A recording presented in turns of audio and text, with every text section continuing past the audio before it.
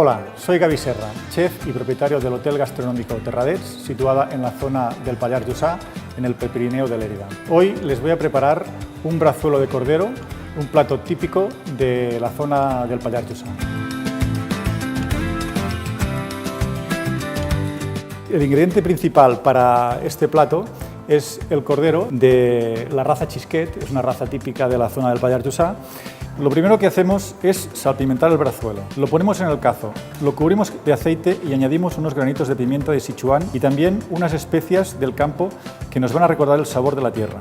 Lo dejamos confitar durante 8 horas a 85 grados aproximadamente. Para preparar el lacado, hacemos una reducción de vino tinto, oporto y azúcar. A continuación, le incorporamos la salsa de carne y añadimos la miel al gusto. Dejamos que la salsa coja una textura más gelatinosa. Para la guarnición utilizaremos unas patatas hervidas, un poco de nata al gusto para buscar una textura cremosa y una pizca de sal.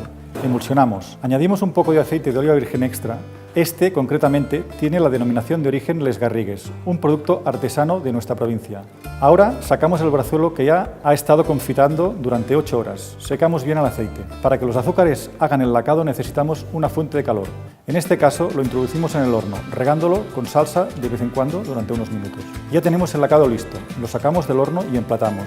Y este es el resultado del plato que hemos elaborado hoy, que es el brazuelo de cordero de la raza Xisquet, típico de la zona del Pallars Jussá, donde se encuentra en nuestro hotel, el Hotel Gastronómico Terradets, y espero verles por allí muy pronto.